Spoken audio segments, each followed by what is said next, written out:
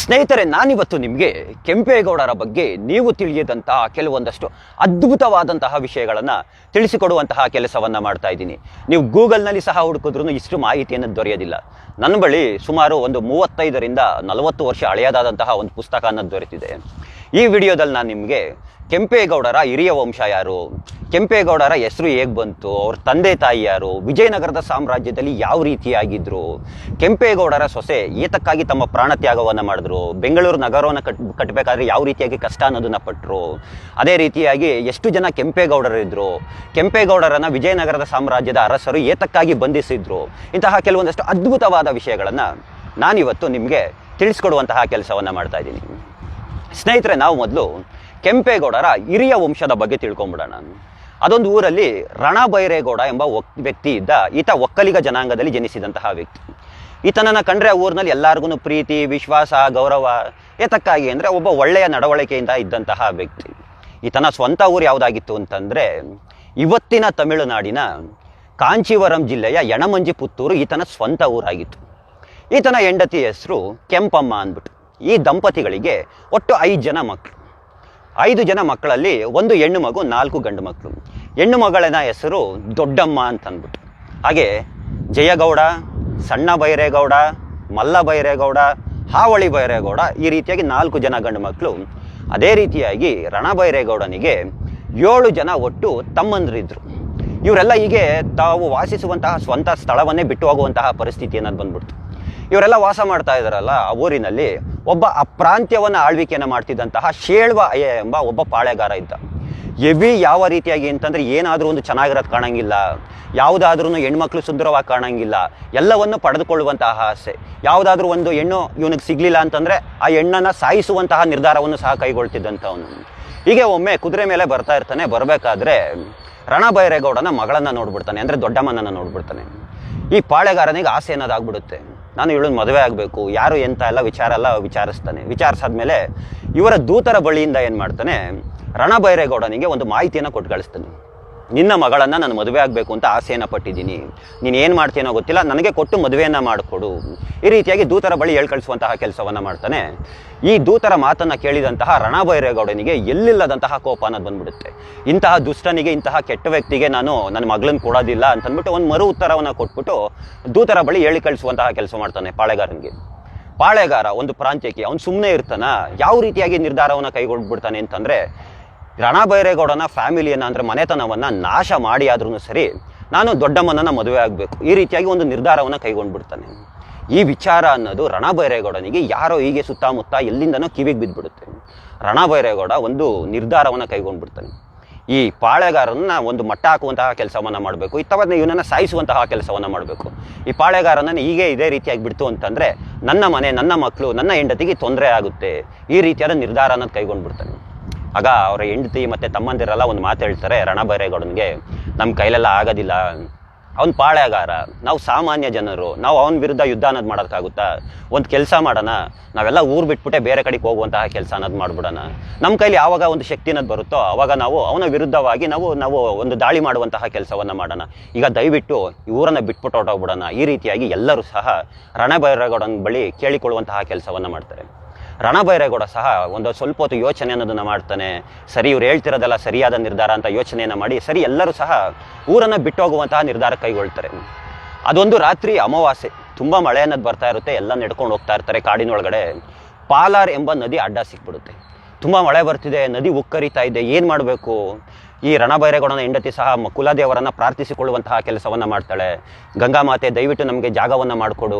ಈಗ ರಣಬೈರೇಗೌಡನ ಮಗಳನ್ನು ಸಹ ತನ್ನ ಮೈ ಮೇಲಿದ್ದಂತಹ ಒಡವೆಗಳನ್ನೆಲ್ಲ ಗಂಗಾಮಾತೆಗೆ ಅರ್ಪಿಸ್ಬಿಟ್ಟು ಗಂಗೆ ಮಾತೆಯನ್ನು ಕೇಳಿಕೊಳ್ಳುವಂತಹ ಕೆಲಸವನ್ನು ಸಹ ಮಾಡ್ತಾಳೆ. ಗಂಗಾಮಾತೆ, ನಮ್ಮ ತಂದೆ, ನನ್ನ ತಮ್ಮಂದಿರು, ನನ್ನ ಯಾರು ಚಿಕ್ಕಪ್ಪಂದಿರು ಯಾರಿದ್ದಾರೆ ಅವ್ರನ್ನೆಲ್ಲ ನೀನು ಕಾಪಾಡುವಂತಹ ಕೆಲಸವನ್ನು ಮಾಡು ತಾಯಿ ಅಂತಂದ್ಬಿಟ್ಟು ಇದೇ ರೀತಿಯಾಗಿ ಎಲ್ಲ ಪ್ರಾರ್ಥಿಸಿಕೊಂಡ ನಂತರ ನದಿಯನ್ನು ದಾಟುವಂತಹ ಕೆಲಸ ಕೈ ಹಾಕ್ತಾರೆ.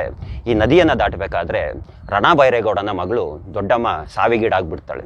ನಂತರ ಎಲ್ಲ ಅವ್ರ ಮನೆತನ ಎಲ್ಲ ಒಂದು ನದಿಯನ್ನು ದಾಟ್ಬಿಡ್ತಾರೆ. ಇಷ್ಟೊತ್ತಿಗಾಗಲೇ ಆ ಪಾಳೆಗಾರ ಇದ್ನಲ್ಲ ಅವನು ಅವರ ತಂಡವನ್ನು ಕಟ್ಕೊಂಡು ಇವರನ್ನು ಹಿಂಬಾಲಿಸ್ಕೊಂಡು ಬಂದ್ಬಿಡ್ತಾನೆ. ಇವರೆಲ್ಲ ನದಿ ಅನ್ನೋದನ್ನು ದಾಟ್ಬಿಟ್ಟಿದ್ದಾರೆ. ಇನ್ನೇನು ಮಾಡ್ತಾನೆ, ಮಳೆ ಅನ್ನೋದು ಜಾಸ್ತಿ ಆಗ್ಬಿಡುತ್ತೆ, ನದಿ ಅನ್ನೋದು ಮತ್ತೆ ಉಕ್ಕರಿಯೋದಕ್ಕೆ ಪ್ರಾರಂಭ ಅನ್ನೋದಾಗ್ಬಿಡುತ್ತೆ.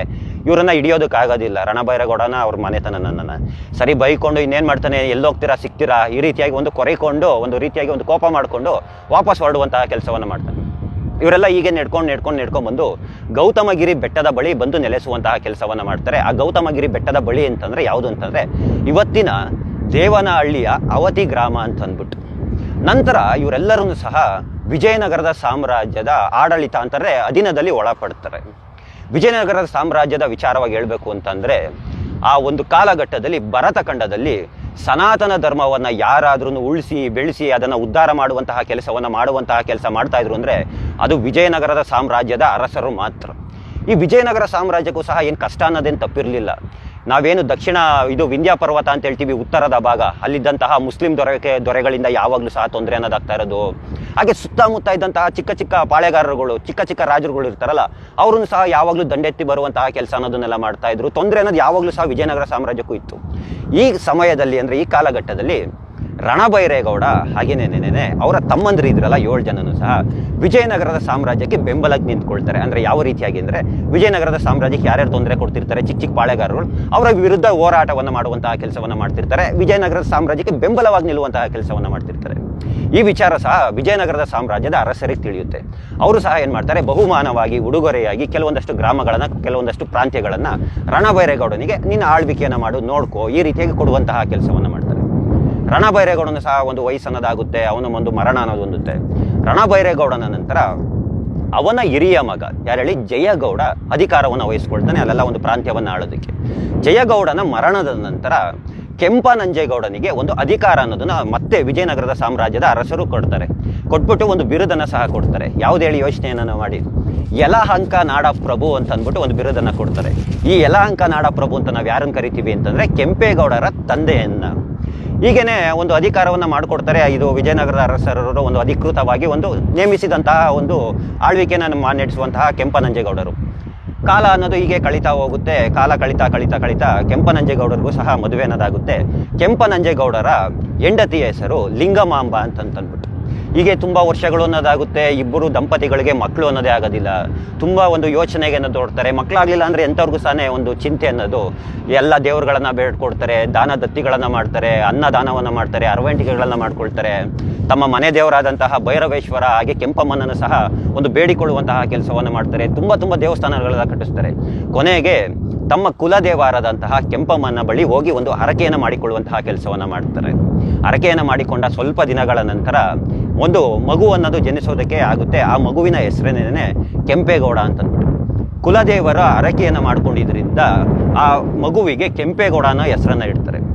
ಹೀಗೆ ಕೆಂಪೇಗೌಡ ಹುಟ್ಟಿದ ನಂತರ ಕಾಲ ಅನ್ನೋದು ಕಳೀತಾ ಹೋಗುತ್ತೆ. ಈಗ ಕೆಂಪೇಗೌಡರಿಗೆ 12 ವರ್ಷ ಅನ್ನೋದು ತುಂಬಿದೆ.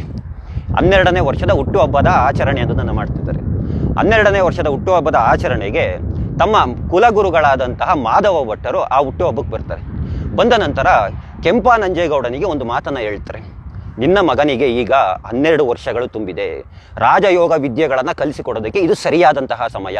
ಇದೇ ಸಮಯದಲ್ಲಿ ತಾವು ನಿಮ್ಮ ಮಗನಿಗೆ ಅಂದರೆ ಕುಮಾರನಿಗೆ ವಿದ್ಯೆಗಳನ್ನು ಕಲಿಸಿಕೊಡುವಂತಹ ಕೆಲಸವನ್ನು ಮಾಡಬೇಕಾಗುತ್ತೆ ಅಂತ ಹೇಳ್ತಾರೆ.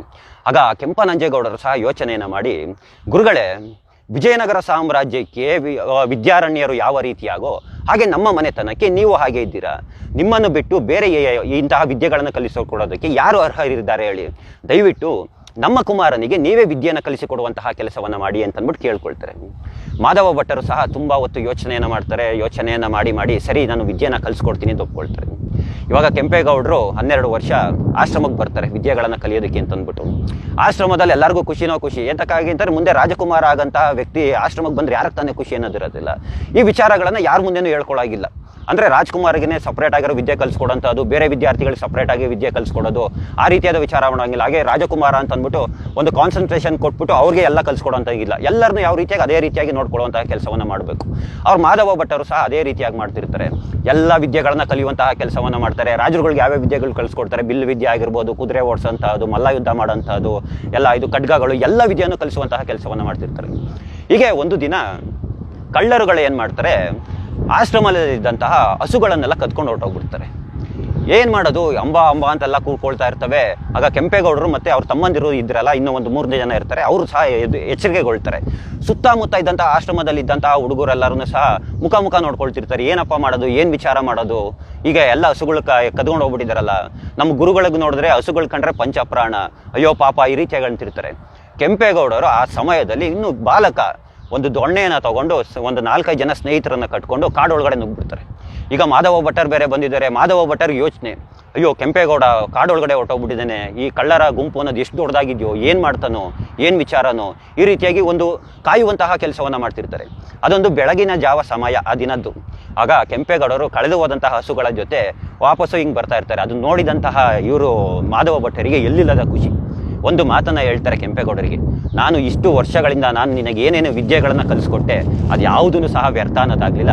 ನಾನು ಕಲಿಸಿದಂತಹ ವಿದ್ಯೆಗೆ ಒಂದು ಪ್ರತಿಫಲ ಅನ್ನೋದು ದೊರೀತು ಅಂತ ಅಂದ್ಬಿಟ್ಟು ಕೆಂಪೇಗೌಡರನ್ನು ತಪ್ಪಿಕೊಂಡು ಒಂದು ರೀತಿಯಾಗಿ ಕಣ್ಣಲ್ಲಿ ನೀರು ಹಾಕುವಂತಹ ಕೆಲಸವನ್ನು ಮಾಡ್ತಾರೆ. ಇವಾಗ ಕೆಂಪೇಗೌಡರ ವಿದ್ಯಾಭ್ಯಾಸ ಎಲ್ಲ ಮುಗಿದಿದೆ. ಮಾಧವ ಭಟ್ಟರು ಕೆಂಪೇಗೌಡನಿಗೆ ಒಂದು ಮಾತನ್ನು ಹೇಳ್ತಾರೆ, ನಿನ್ನ ವಿದ್ಯಾಭ್ಯಾಸ ಎಲ್ಲ ಮುಗಿದಿದೆ, ನೀನು ಗುರುಕುಲದಲ್ಲಿ ಅಂದರೆ ಆಶ್ರಮದಲ್ಲಿ ಕಲಿತಂತಹ ವಿದ್ಯೆಗಳು ಕೇವಲ ಒಂದು ರೀತಿಯಾಗಿ ತಾತ್ಕಾಲಿಕವಾದಂತಹ ಜ್ಞಾನ. ಲೋಕಜ್ಞಾನವನ್ನು ನೀನು ತಿಳಿಬೇಕು ಅಂತಂದರೆ ಒಮ್ಮೆ ನೀನು ವಿಜಯನಗರಕ್ಕೆ ಓಡು ಬಾ, ಅಂದರೆ ವಿಜಯನಗರದ ಸಾಮ್ರಾಜ್ಯವನ್ನು ನೋಡಿಕೊಂಡು ಬಾ. ವಿಜಯನಗರ ಸಾಮ್ರಾಜ್ಯದ ಕಟ್ಟಡಗಳನ್ನು ನೋಡು, ದೇವಸ್ಥಾನಗಳನ್ನು ನೋಡು, ಆ ರಾಜ ಬೀದಿಗಳನ್ನು ನೋಡು, ಅಲ್ಲಿ ಯಾವ ರೀತಿಯಾಗಿ ಅರಸರುಗಳು ಜನರನ್ನು ಯಾವ ರೀತಿಯಾಗಿ ಕಾಪಾಡ್ತಾರೆ, ಯಾವ ರೀತಿಯಾಗಿ ನೋಡ್ಕೊಳ್ತಿದ್ರೆ ಎಲ್ಲವನ್ನು ಸಹ ನೋಡು. ಮುಂದೊಂದು ದಿನ ನನ್ನ ಆಸೆಯಂತೆ ಇದೇ ರೀತಿಯಾದ ಒಂದು ನಗರವನ್ನು ನೀನು ನಿರ್ಮಿಸು. ಈ ರೀತಿಯಾಗಿ ಒಂದು ಮಾತನ್ನು ಹೇಳ್ತಾರೆ. ಕೆಂಪೇಗೌಡನು ಸಹ ಗುರುಗಳ ಆಸೆಯಂತೆನೇ ಓಡ್ತಾರೆ. ಕುದುರೆನೇ ಏರಿ ಒಂದು 2 ಸ್ನೇಹಿತರನ್ನು ಕರ್ಕೊಂಡು ಗುರುಗಳಿಗೆ ನಮಸ್ಕರಿಸಿ ಈಗ ವಿಜಯನಗರದ ಸಾಮ್ರಾಜ್ಯದ ಒಳಗಡೆ ಬಂದಿದ್ದಾರೆ. ವಿಜಯನಗರದ ಸಾಮ್ರಾಜ್ಯದಲ್ಲಿ ಒಂದು ನವರಾತ್ರಿಯ ಸಂದರ್ಭ ಬಂದಾಗ ಎಲ್ಲ ಸಾಮಂತರ ರಾಜರುಗಳು, ಅಂದರೆ ಒಂದೊಂದು ಪ್ರಾಂತ್ಯವನ್ನು ಆಳ್ತಿದ್ದಂತಹ ಸಾಮಂತ ರಾಜರುಗಳು ಎಲ್ಲ ಕರೆಸ್ಕೊಳ್ತಾರೆ. ಪಾಳೆಗಾರರುಗಳನ್ನ ಎಲ್ಲ ಕರೆಸ್ಕೊಂಡು ಸಾಂಸ್ಕೃತಿಕ ಕ್ರೀಡೆಗಳು, ಮಲ್ಲ ಯುದ್ಧ ಆಗಿರ್ಬೋದು, ಬಾಣ ವರಸೆಗಳಾಗಿರ್ಬೋದು, ಕುದುರೆ ವರಸೆ ಆಗಿರ್ಬೋದು, ಈ ರೀತಿಯಾಗಿ ಎಲ್ಲ ಕಾರ್ಯಕ್ರಮಗಳನ್ನು ಮಾಡಿಬಿಟ್ಟು ಅವ್ರಿಗೆ ಬಹುಮಾನಗಳನ್ನು ನೀಡೋಂಥದ್ದು, ಗೆದ್ದವ್ರಿಗೆ ಸನ್ಮಾನ ಮಾಡೋಂಥದ್ದು, ಕೆಲವೊಂದಷ್ಟು ಗ್ರಾಮಗಳನ್ನು ದಾನವಾಗಿ ಕೊಡೋಂಥದ್ದು, ಅಂದರೆ ಉಡುಗೊರೆಯಾಗಿ ಕೊಡೋಂಥದ್ದು. ಆಮೇಲೆ ರಾಜ್ಯಗಳಲ್ಲಿ ಯಾವುದೇ ರೀತಿಯಾದ ತೊಂದರೆ ಇದೆಯಾ, ಹಣಕಾಸಿನ ವಿಚಾರನೇ ಇದೆಯಾ, ಈಗೆಲ್ಲ ಚರ್ಚೆಯನ್ನು ಮಾಡ್ತಾರಲ್ಲ, ಆ ರೀತಿಯಾಗಿ ಎಲ್ಲ ಸಾಮಂತ ರಾಜರುಗಳನ್ನು ಕೂರಿಸ್ಕೊಂಡು ಚರ್ಚೆಯನ್ನು ಮಾಡೋಂಥದ್ದು. ನೀವು ಸಾಮಂತ ರಾಜರು ಮತ್ತು ಮಹಾರಾಜರ ವಿಚಾರ ತಿಳ್ಕೊಳ್ಬೇಕು ಅಂತಂದರೆ, ವಿಜಯನಗರದ ಸಾಮ್ರಾಜ್ಯದ ಅರಸರಿದ್ರಲ್ಲ, ಅವರು ಪ್ರಧಾನಮಂತ್ರಿಗಳ ರೀತಿಯಾಗಿ ಈ ರಾಜ್ಯದಲ್ಲಿ ಒಂದೊಂದು ಪ್ರಾಂತ್ಯಕ್ಕೆ ಮುಖ್ಯಮಂತ್ರಿಗಳು ಯಾರಿರ್ತಾರೆ ಇವ್ರುಗಳನ್ನ ಸಾಮಂತ ರಾಜ ಅಂತ ಹೇಳ್ತಾರೆ. ಹಾಗೆ ಪಾಳೆಗಾರ ಅಂತ ಸಹ ಕರೀತಾರೆ. ಈಗ ಮಲ್ಲ ಯುದ್ಧ ಅನ್ನೋದು ನಡೀತಿದೆ. ಈ ಮಲ್ಲ ಯುದ್ಧಕ್ಕೆ ಕೆಂಪೇಗೌಡರು ಸಹ ಬಂದ್ಬಿಡ್ತಾರೆ. ವಿರೋಧಿ ಯಾರು ಹೇಳಿ? ವಿಜಯನಗರದ ಸಾಮ್ರಾಜ್ಯದಲ್ಲಿ ಒಂದು ಗಟ್ಟಿಮುಟ್ಟಾಗಿ ಹಾಳಾಗಿದ್ದಂತಹ ತಿರುಮಲ ರಾಯ ಅಂತ ಅಂದ್ಬಿಟ್ಟು ಇವನ ವಿರುದ್ಧವಾಗಿ ಯುದ್ಧ ಅನ್ನೋದನ್ನು ಮಾಡಬೇಕು. ಕೆಂಪೇಗೌಡರು ಸಹ ಇವರ ವಿರುದ್ಧ ಯುದ್ಧವನ್ನು ಮಾಡ್ತಾರೆ. ಏನು ಬಲಿಷ್ಠವಾದಂತಹ ಒಂದು ಯುದ್ಧ ಅನ್ನೋದು ನಡೀತಿರ್ತಾರೆ. ಏನು ಲಕ್ಷಾಂತರ ಜನ ಸೇರಿರ್ತಾರೆ ಆ ಯುದ್ಧವನ್ನು ನೋಡೋದಕ್ಕೆ ಅಂತ ಅಂದ್ಬಿಟ್ಟು ವಿದೇಶಗಳಿಂದೆಲ್ಲ ಬಂದಿರ್ತಾರೆ. ಈ ಯುದ್ಧ ಅನ್ನೋದು ನಡೆಯುತ್ತೆ. ಕೆಂಪೇಗೌಡರು ಗೆದ್ದುಬಿಡ್ತಾರೆ. ಗೆದ್ದ ನಂತರ ದುರಾಂಕಾರ ಅನ್ನೋದನ್ನು ಸಹ ಪಡೆಯೋದಿಲ್ಲ. ತಿರುಮಲ ರಾಯರಿಗೆ ಒಂದು ಗೌರವವನ್ನು ಸೂಚಿಸ್ತಾ ಗೆದ್ದಂತಹ ಒಂದು ಅಭಿಮಾನವನ್ನು ಸಹ ನಿಮಗೆ ತಿರುಮಲ ರಾಯರೇ, ನೀವೇ ನಿಮ್ಮಿಂದನೇ ಸಹ ಇಂತಹ ವಿದ್ಯೆಗಳನ್ನೆಲ್ಲ ಕಲ್ತಿರೋದು ಅಂತ ಹೇಳುವಂತಹ ಕೆಲಸವನ್ನು ಮಾಡ್ತಾರೆ. ಆಗ ವಿಜಯನಗರದ ಅರಸರುಗಳು ಸಹ ಕೆಂಪೇಗೌಡನನ್ನು ಗುರುತಿಸುವಂತಹ ಕೆಲಸವನ್ನು ಮಾಡ್ತಾರೆ. ಯಾವ ರೀತಿಯಾಗಿ ಹೆಸರಾಗುತ್ತೆ ಅಂದರೆ ಕೆಂಪೇಗೌಡರದು ಎಲ್ಲರೂ ಸಹ ಮಾತನಾಡಿಕೊಳ್ಳುವಂತಹ ಕೆಲಸವನ್ನು ಮಾಡ್ತಾರೆ. ಯಾರು ಅಂತಲೇ ಗೊತ್ತಾಗಿಲ್ವಲ್ಲ, ನಮ್ಮ ತಿರುಮಲ ರಾಯರನ್ನೇ ಸೋಲಿಸುವಂತಹ ಕೆಲಸವನ್ನು ಮಾಡ್ಬಿಟ್ನಲ್ಲ ಅಂತಂದ್ಬಿಟ್ಟು. ಆಗ ಎಲ್ಲರಿಗೂ ಸಹ ಒಂದು ವಿಚಾರ ಆಗುತ್ತೆ, ಈ ಯಾರದು ಕೆಂಪನಂಜೇಗೌಡರ ಮಗ ಅಂತ ಅಂದ್ಬಿಟ್ಟು ವಿಜಯನಗರದ ಕೃಷ್ಣದೇವರಾಯರಿದ್ರಲ್ಲ, ಅವರಿಗೆ ಕೆಂಪನಂಜೇಗೌಡ ಸಾಮಂತ ರಾಜನಾಗಿದ್ದಂತಹದ್ದು. ಈ ರೀತಿಯಾಗಿ ಎಲ್ಲ ಬಹುಮಾನವೆಲ್ಲ ಕೊಟ್ಟು ಉಡುಗೊರೆ ವಜ್ರ ಒಡುಗೊರೆಲ್ಲ ಕೊಟ್ಬಿಟ್ಟು ವಾಪಸ್ ಕಳಿಸುವಂತಹ ಕೆಲಸವನ್ನು ಮಾಡ್ತಾರೆ.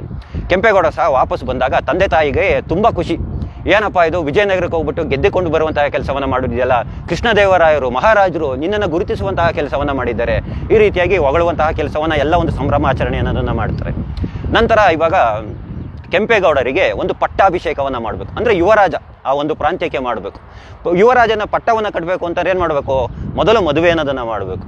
ಈಗ ಮತ್ತೆ ಮಾಧವ ಭಟ್ಟರನ್ನು ಕರೀತಾರೆ. ಆ ಜಾತಕ ಅದನ್ನೆಲ್ಲ ನೋಡ್ತಾರೆ, ಜ್ಯೋತಿಷ್ಯ ಅದನ್ನೆಲ್ಲ, ಏನಾರು ತೊಂದರೆ ಇದೆಯಾ ಯುವರಾಜನ ಪಟ್ಟ ಕಟ್ಟೋದಕ್ಕೆ ಅಥವಾ ಬೇರೆ ಯಾರನ್ನಾರು ಆಯ್ಕೆ ಮಾಡಬೇಕಂತಂದ್ಬಿಟ್ಟು ಮಾಧವ ಭಟ್ಟರು ಸಹ ಎಲ್ಲವನ್ನು ವಿಚಾರಿಸ್ಬಿಟ್ಟು ನೋಡಿ, ಇಲ್ಲ ಒಂದು ಇದೇ ಸಮಯದಲ್ಲಿದೆ, ನೀವು ಮಾಡ್ಬೋದು, ಪಟ್ಟಾಭಿಷೇಕವನ್ನು ಮಾಡ್ಬೋದು, ಮದುವೆಯನ್ನು ಮಾಡ್ಬೋದು ಅಂತಂದ್ಬಿಟ್ಟು ಕೆಂಪೇಗೌಡರಿಗೆ ಒಂದು ಹೆಣ್ಣನ್ನು ತರೋದಕ್ಕೆ ಒಂದು ಎಲ್ಲ ಇಚ್ಛೆಯನ್ನು ಪಡ್ತಾರೆ. ಕೆಂಪೇಗೌಡನಿಗೆ ಯಾವ ಹೆಣ್ಣನ್ನು ತರ್ತಾರೆ ಅಂತಂದರೆ, ಕೆಂಪೇಗೌಡರ ಅಮ್ಮ ಇದ್ದಾರಲ್ಲ ಲಿಂಗಮಾಂಬ, ಅವರ ಅಣ್ಣನ ಮಗಳು ಚೆನ್ನಮ್ಮ ಅಂತಂದ್ಬಿಟ್ಟು ಆ ಹುಡುಗಿಯನ್ನು ಕೊಟ್ಟು ಮದುವೆ ಮಾಡಿಕೊಡುವಂತಹ ಕೆಲಸವನ್ನು ಮಾಡ್ತಾರೆ. ಈಗ ಒಂದು ಸಂಸಾರ ಅನ್ನೋದು ತುಂಬ ಚೆನ್ನಾಗಿ ನಡೀತಿರುತ್ತೆ. ಕೆಂಪೇಗೌಡರು ಸಹ ಆರಾಮಾಗಿರ್ತಾರೆ. ಈ ಸಮಯದಲ್ಲೇನೆ ಕೆಂಪನಂಜೇಗೌಡರಿಗೆ ಒಂದು ಅನಾರೋಗ್ಯ ಅನ್ನೋದು ಕಾಡೋದಕ್ಕೆ ಪ್ರಾರಂಭ ಅನ್ನೋದಾಗುತ್ತೆ. ಸ್ವಲ್ಪ ದಿನಗಳು ತಿಂಗಳುಗಳು ಕಳೆದ ನಂತರ ಕೆಂಪನಂಜೇಗೌಡರು ಅಂದರೆ ಕೆಂಪೇಗೌಡರ ತಂದೆ ಮರಣವನ್ನು ಹೊಂದ್ಬಿಡ್ತಾರೆ. ಕೆಂಪೇಗೌಡರಿಗೆ ಏನು ಮಾಡಬೇಕು, ತಂದೆಯ ಸಾವು, ಒಂದು ಚಿಂತೆ, ಯೋಚನೆ, ಇದೇ ರೀತಿಯಲ್ಲಿ ಕೊರಗುವಂತಹ ಕೆಲಸ ಅನ್ನೋದನ್ನು ಮಾಡ್ತಾರೆ. ರಾಜ್ಯ ವಿಸ್ತರಣೆ ಅನ್ನೋದ್ರ ಬಗ್ಗೆ ಯೋಚನೆ ಅನ್ನೋದು ಬಿಟ್ಬಿಡ್ತಾರೆ, ಬೇರೆ ಎಲ್ಲ ವಿಚಾರಗಳನ್ನು ಬಗ್ಗೆ ಬಿಟ್ಬಿಡ್ತಾರೆ. ಆಮೇಲೆ ಒಂದು ಸ್ವಲ್ಪ ದಿನಗಳ ನಂತರ ಅವರು ಸಹ ಚೇತರಿಕೆ ಅನ್ನೋದನ್ನು ತಗೊಳ್ತಾರೆ. ನಂತರ ಸಾಮ್ರಾಜ್ಯವನ್ನು ವಿಸ್ತರಣೆಯನ್ನು ಮಾಡಬೇಕು ಈ ನಿರ್ಧಾರಕ್ಕೆ ಕೈಗೊಳ್ತಾರೆ.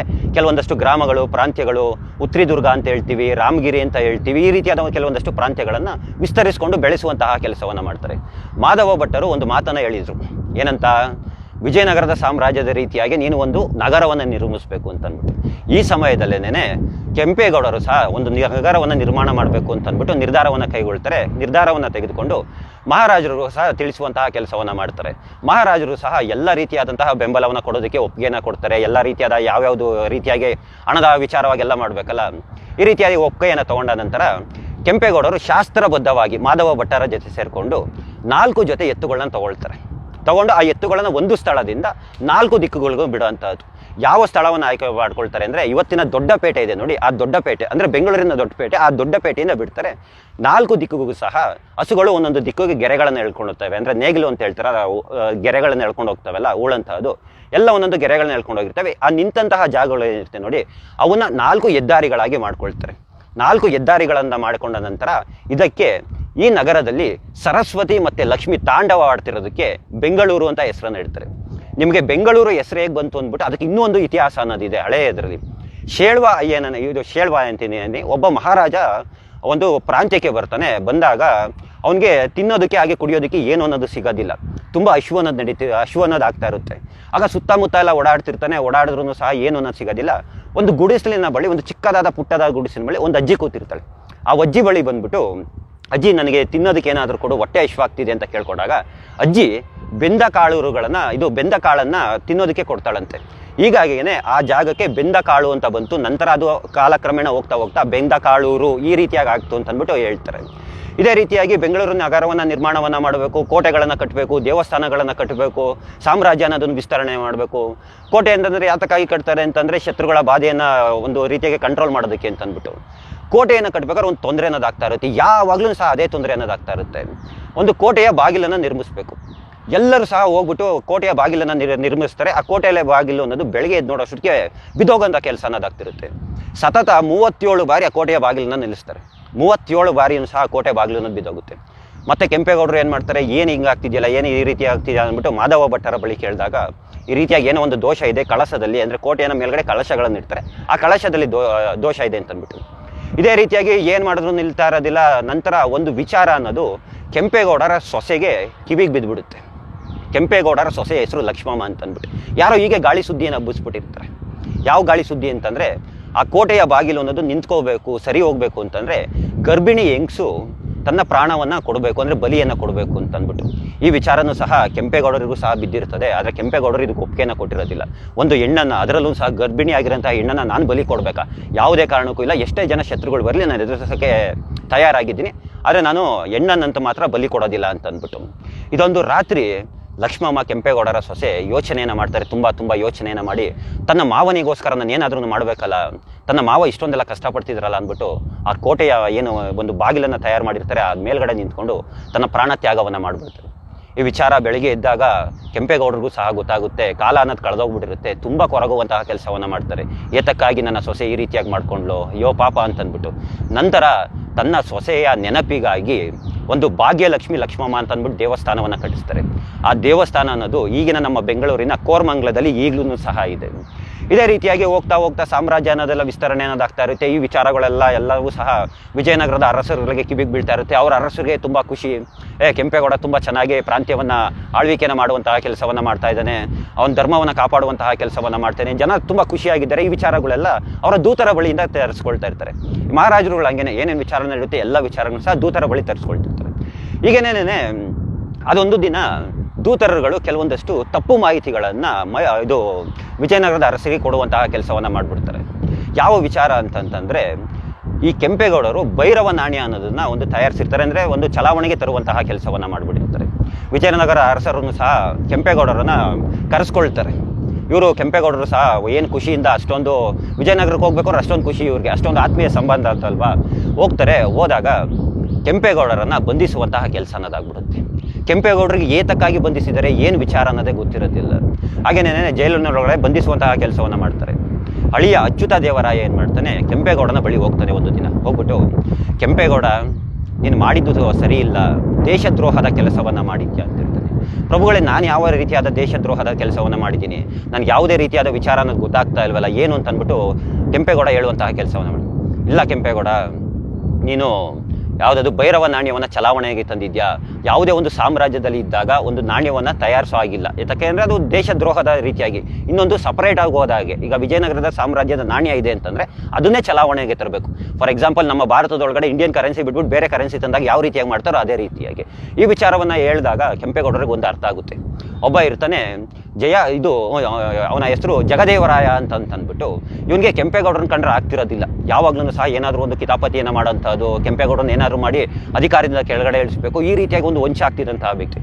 ಈತ ಏನು ಮಾಡಿರ್ತಾನೆ, ಕೆಂಪೇಗೌಡರು ಮೊದಲೇನೆ ಏನು ಮಾಡಿರ್ತಾರೆ, ಮಂತ್ರಿಗಳ ಬಳಿ ಹೇಳುವಂತಹ ಕೆಲಸವನ್ನು ಮಾಡಿರ್ತಾರೆ. ನಮ್ಮ ಪ್ರಾಂತ್ಯದಲ್ಲಿ ಬರಗಾಲ ಅನ್ನೋದು ತುಂಬ ಬಂದಿದೆ, ಇಲ್ಲಿ ಜನರು ತುಂಬ ಕಷ್ಟದಲ್ಲಿ ಪಡ್ತಿದ್ದಾರೆ, ಹೀಗಾಗಿ ಅವರ ವ್ಯವಹಾರಕ್ಕೆ ಯಾವುದಾದ್ರು ಒಂದು ನಾಣ್ಯ ತರಬೇಕು. ಹೀಗಾಗಿಯೇ ನಾನೇನು ಮಾಡಿದ್ದೀನಿ, ಭೈರವ ನಾಣ್ಯವನ್ನು ತಯಾರಿಸುವಂತಹ ಕೆಲಸವನ್ನು ಮಾಡ್ತೀನಿ, ಹಂಚುವಂತಹ ಕೆಲಸವನ್ನು ಮಾಡ್ತಾ ಇದ್ದೀನಿ.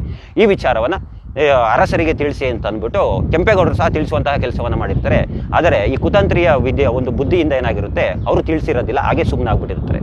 ಈ ವಿಚಾರಗಳೆಲ್ಲ ಕೆಂಪೇಗೌಡರು ಅಳಿಯ ಅಚ್ಯುತ ದೇವರಾಯನ ಬಳಿ ಹೇಳುವಂತಹ ಕೆಲಸವನ್ನು ಮಾಡ್ತಾರೆ. ಆಗ ಅಳಿಯ ಅಚ್ಯುತ ದೇವರಾಯನಿಗೆ ಸಂಪೂರ್ಣವಾದ ಎಲ್ಲ ವಿಚಾರಗಳು ಗೊತ್ತಾಗುತ್ತೆ. ಏನೇನು ಯಾವ್ಯಾವ ಕುತಂತ್ರಗಳು ನಡೆದಿದೆ, ಏನೇನು ವಿಚಾರಗಳಾಯಿತು, ಎಲ್ಲ ವಿಚಾರಗಳು ಗೊತ್ತಾದಾಗ ಈ ವಿಚಾರವನ್ನು ಸದಾಶಿವರಾಯರ ಬಳಿ ಹೋಗ್ಬಿಟ್ಟು ಹೇಳುವಂತಹ ಕೆಲಸವನ್ನು ಅಳಿಯ ಅಚ್ಯುತ ದೇವರಾಯ ಮಾಡ್ತಾನೆ. ಹೀಗಾಗಿ ತಪ್ಪಾಗ್ಬಿಟ್ಟಿದೆ ನಮ್ಮಿಂದ, ಈಗೆಲ್ಲ ಮಾಡಬಾರ್ದಾಗಿತ್ತು ಕೆಂಪೇಗೌಡರ ವಿಚಾರದಲ್ಲಿ ಅಂತಂದಾಗ ಸದಾಶಿವರಾಯರು ಸಹ ನೊಂದ್ಕೊಂಡು, ಈ ರೀತಿಯಾಗಿ ಕೆಲಸ ಮಾಡಿಬಿಟ್ಟು ಯಾವುದೋ ಒಂದು ಕುತಂತ್ರದಿಂದ ಈ ರೀತಿಯಾಗಿ ಕೆಲಸ ಆಗ್ಬಿಡ್ತಲ್ಲ ಅಂದ್ಬಿಟ್ಟು ನೊಂದ್ಕೊಂಡು ಕೆಂಪೇಗೌಡರನ್ನು ಬಿಡುಗಡೆ ಮಾಡುವಂತಹ ಕೆಲಸವನ್ನು ಮಾಡ್ತಾರೆ. ವಜ್ರ ವೈಡೂರ್ಯಗಳು, ಸನ್ಮಾನಗಳು, ಬಿರುದುಗಳು ಎಲ್ಲ ಕೊಟ್ಟು ಸಹ ಕೆಂಪೇಗೌಡರನ್ನು ಕಳಿಸಿಕೊಡುವಂತಹ ಕೆಲಸವನ್ನು ಮಾಡ್ತಾರೆ. ನಂತರ ಮತ್ತೆ ಕೆಂಪೇಗೌಡರು ಬೆಂಗಳೂರಿಗೆ ಬರ್ತಾರೆ. ಬೆಂಗಳೂರಿಗೆ ಬಂದಾಗ ಏನಿಲ್ಲಿ ಈ ಪ್ರಾಂತ್ಯದಲ್ಲಿ ಸಡಗರ ಸಂಭ್ರಮ, ಎಂತಂದರೆ ತಮ್ಮ ಆಳ್ವಿಕೆಯನ್ನು ಮಾಡ್ತಿದ್ದಂತಹ ರಾಜ ಅಂತಹ ಒಳ್ಳೆಯ ವ್ಯಕ್ತಿನ ಮತ್ತೆ ವಾಪಸ್ ಕಳಿಸಿದಾರಲ್ಲ, ಎಲ್ಲ ತುಂಬ ಹಬ್ಬದ ರೀತಿಯಾಗಿ ಆಚರಣೆಯನ್ನು ಮಾಡುವಂತಹ ಕೆಲಸವನ್ನು ಮಾಡ್ತಾರೆ. ತದನಂತರ ಕೆಂಪೇಗೌಡರು ಸಹ ತಮ್ಮ ಪ್ರಾಂತ್ಯಗಳನ್ನು ವಿಸ್ತರಣೆ ಮಾಡ್ಕೊಳ್ತಾ ಹೋಗ್ತಾರೆ.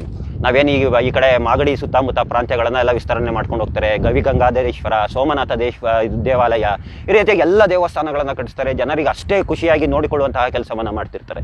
ನಂತರ ಹೀಗೆ ಕಾಲ ಅನ್ನೋದು ಕಳೀತಾ ಹೋಗುತ್ತೆ. ಕಾಲ ಕಳೆದ ನಂತರ ಕೆಂಪೇಗೌಡರು ಸಹ ಮರಣವನ್ನು ಹೊಂದ್ತಾರೆ. ಕೆಂಪೇಗೌಡರ ಮರಣದ ನಂತರ ಅವರ ಮುಂದಿನ ಅದಿಯಾಗಿ ಯಾರು ಬರ್ತಾರೆ ಅಂತಂದರೆ ಇನ್ನೊಬ್ಬರು ಕೆಂಪೇಗೌಡರು ಬರ್ತಾರೆ. ಈ ಕೆಂಪೇಗೌಡರನ್ನು ಏನಂತ ಹೇಳ್ತಾರೆ ಅಂತಂದರೆ ಮಾಗಡಿ ಕೆಂಪೇಗೌಡ ಅಂತ ಅಂದ್ಬಿಟ್ಟು ಕರೀತಾರೆ.